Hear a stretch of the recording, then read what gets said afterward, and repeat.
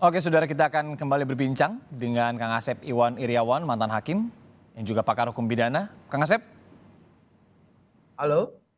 Kang Asep sudah dengar suara saya? Sudah dengar jelas Oke, kan? oke. Jelas. Saya lupa menyampaikan satu atribusi Anda selain mantan hakim dan juga pakar hukum pidana, dosen dan juga pendukung Argentina pastinya. Kang Asep, Ya Argentina lah, Messi! kalau Messi! melihat kalau melihat ahli-ahli yang didatangkan hari ini, forensik dan mediko legal, kemudian ada Inavis, kriminolog dan juga digital forensik, hakim akan seperti apa strateginya untuk menguliti atau mengulik dari para ahli ini agar membuat ini lebih terang lagi? Ya, yang pertama 180 KUHP mengatakan untuk menjernihkan persoalan hakim ketua memanggil ahli. Nah, sekarang ahli dipanggil oleh jaksa dihadirkan. Artinya hakim akan berusaha menjernihkan persoalan.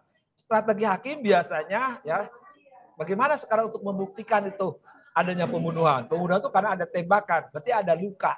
Nah, sekarang salah satu dihadirkan adalah ahli forensik. Oke. Sejauh mana luka itu dan berapa jumlahnya? Nah, pasti hakim akan tanya kepada ahli. Nah, misalkan maaf, kemarin kalau ada tembakan beberapa kali ya, lukanya berapa? Apakah pelurunya ini gitu. Nanti harus cocok. Jadi peluru yang dikeluarkan dari Glock maupun HS ya, kalau itu senjatanya kemudian miliknya Eliezer, itu akan dicocokkan dengan jumlah luka dan jenis lukanya gitu. Itu akan nampak. Apalagi misalkan ya luka itu berapa jumlah itu yang akan menentukan, ahli itu akan ditanya. Terus kemudian ahli-ahli lain itu akan ditanya juga. Kriminolog misalkan nanti akan lihat latar belakangnya ke bawah dia lakukan. Maaf nih, nggak tidur jadi batuk terus. Minum dulu Kang Asep, Ya gimana? minum dulu.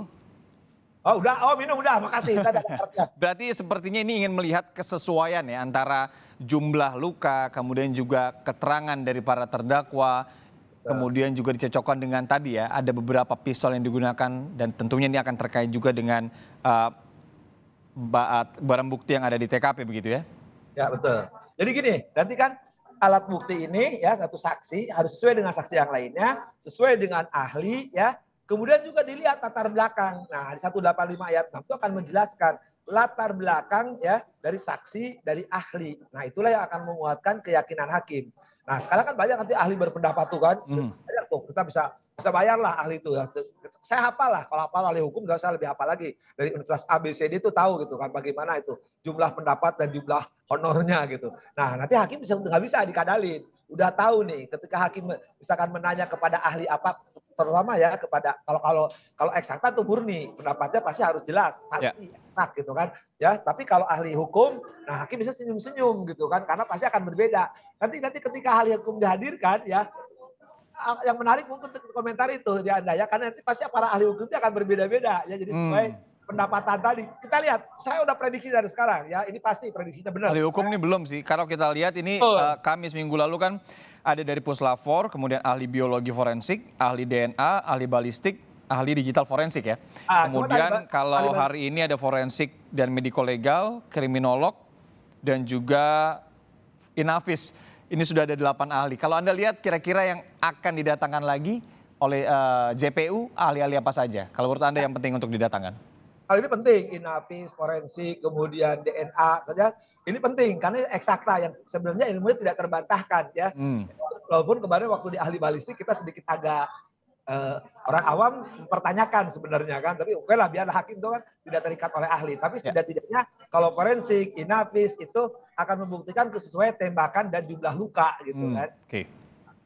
Berkaitan dengan pistol-pistol yang digunakan, kemudian juga siapa yang menembak itu kan menjadi bukti baru ataupun membuat terang kepada hakim juga ya, keyakinan hakim. Nah, jadi gini, hakim itu diyakinkan kan tadi oleh alat bukti. Nah, yakin hakim minimum dengan 2 alat bukti. Tapi kalau sepanjang perjalanan ini kita bukti lebih dari 2 untuk membuktikan adanya pembunuhan untuk terdakwa S, juga OOJ-nya, dia merusak dan menghilangkan. Dan dia mengakui malah di tempat yang lain kan sebagai saksi. Itu udah nampak terbukti. Nah, kemudian juga tadi peran PC. Peran PC ini kan yang dikatakan tadi Mas Martin kan, kok dia data petik zombie atau biasa diem saja, tidak kaget senjata, itu juga akan menentukan siapa dia. Kalau si KM maupun RR ya, nah itu jadi peran pembantuan misalkan si KM ya, ketika dia mendorongkan ke dia masuk, kan lucu misalkan pertanyaan logikanya ya.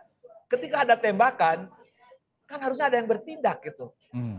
sederhana gini, kan perintahnya dihajar. Kenapa ditembak? Malah kita akan terkejut juga pertanyaan berikutnya. Ketika ditembak lagi katanya. Dia kan KM menyatakan, ketika misalkan ditembak tersungkur nembak lagi.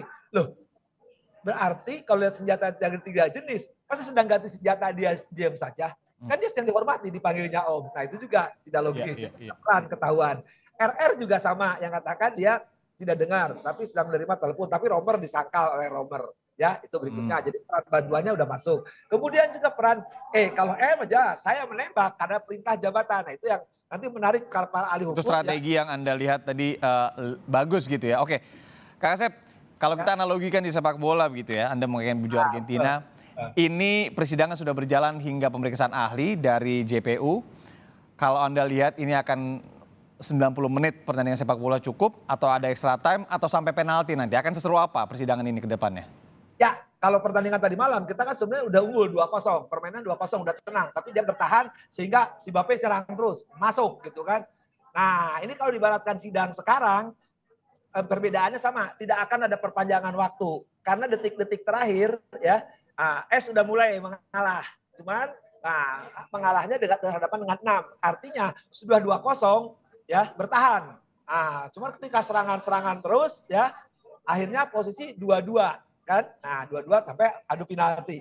Kalau di kasus ini tidak akan terjadi adu penalti, dua-duanya tidak terkejar karena udah terlambat, artinya tenaganya sudah habis. Ya, kalau tadi malam kita kan menarik kan, bagaimana Mbappe itu kan dalam 2 menit gol kan 2. Ya, wah, hebat. Sampai 1 menit. 3. Oh 1 menit, salah 1 menit bukan 2 menit, 2 tapi 1 menit, hebat kan tuh Pak. Kalau ini nggak terkejar karena sudah terlambat strateginya. Bangkang sudah tidak jujur, udah diserang baru ngaku. Ya, coba kalau misalkan tertekan sejak awal serangan tuh Mbappe 1 menit 2 gol kan, itu kan hebat permainannya strateginya kan. Harusnya kan si Sabo harus ngikutin pola, tapi kan terlambat main bola aja final belakangan, ini udah duluan main. Tapi sebenarnya kan maaf ya saya katakan, bagaimana permainan-permainan bola, serangan-serangan bola, salah pertahanan, serangan kiri kanan, penyerang, tengah, kapten bermain. Kaptennya loh, coba hati lagi ya, kapten kesebelasan. Harusnya ditiru. Sebenarnya di sidangan juga tidak jauh udah main bola. Bagaimana menggolkan tujuannya kan, gol itu tidak ada bola. Bagaimana menggolkan supaya terdakwa dibebas, lepas. Ini sebenarnya dipenangkan oleh permainan Roni, pengacaranya si Chan Eliser. Ya bagaimana di Chan Eliser diserang habis-habisan, babak belur kan permainannya. Tapi dia bagus strateginya. Kalau bola itu Barcelona ya. Oke. Nanti lah bolanya nanti. Ini bukan wajah hukum aja. Oke, kita masih akan menantikan juga ya persidangan ke depannya akan seperti apa. Kalau Anda lihat tadi sejumlah strategi sebenarnya juga sudah digunakan begitu ya oleh masing-masing coach atau masing-masing penasihat hukum. Tapi ada sedikit keterlambatan dari strategi Sambo kalau Anda melihatnya.